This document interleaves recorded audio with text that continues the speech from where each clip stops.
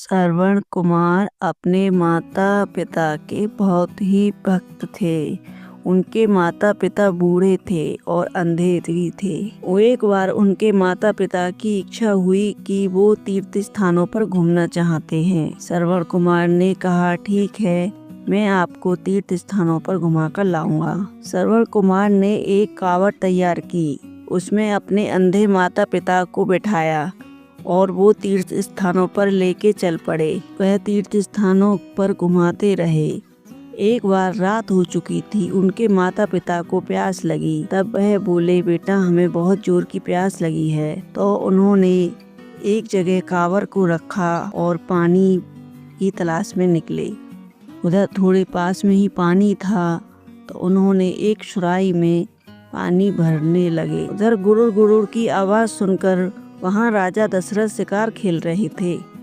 वह आवाज़ सुनी और उन्होंने सोचा यहाँ कोई जानवर घूम रहा है, और उन्होंने अपना तीर चला दिया। वह तीर चलाते ही तीर श्रवण कुमार के सीने में लगा और श्रवण कुमार हाय हाय चिल्लाए। यह सुनकर राजा दशरथ को पता चला कि यह कोई मानव है, यह कोई जानवर नहीं। वह घबरा गए और घबरा कर भाग कर वहीं पहुँचे।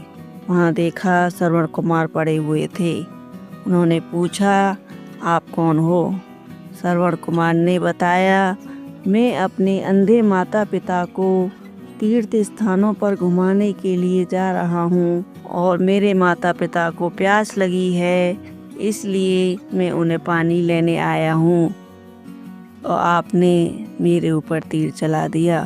राजा दशरथ बोले, मुझसे बहुत बड़ी भूल हो गई। श्रवण कुमार बोले, मेरे माता पिता प्यासे हैं, आपसे मेरी विनती है, आप मेरा इस काम को करें, मेरे माता पिता को पानी पिलाएं। राजा दशरथ बोले, ठीक है, और मेरे मरने की खबर मेरे माता पिता को ना दें। यह सुनकर राजा दशरथ बोले, ठीक है, मैं आपके माता पिता को पानी पिला दूंगा और आपके मरने की खबर भी नहीं दूंगा।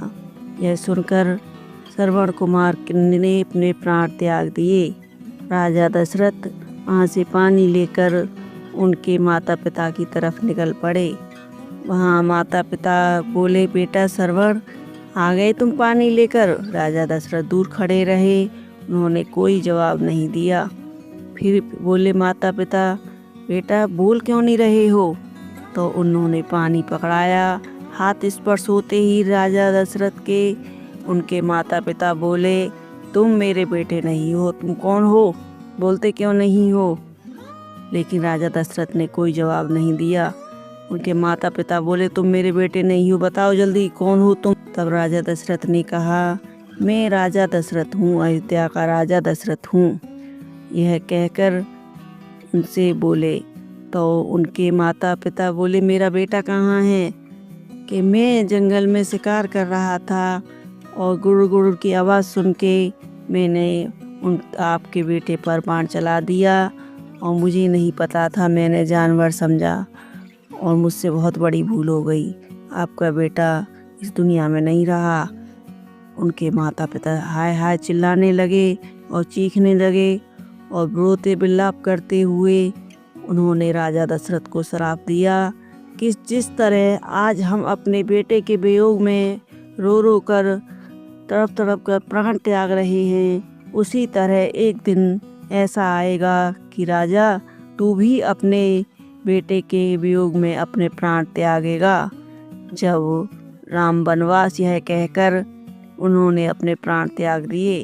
जब राम वनवास का समय आया तो राजा दशरथ के साथ वही हुआ, उन्होंने भी अपने बेटे के वियोग में प्राण त्याग दिए। आपको हमारी कहानी अच्छी लगी हो तो लाइक सब्सक्राइब करें।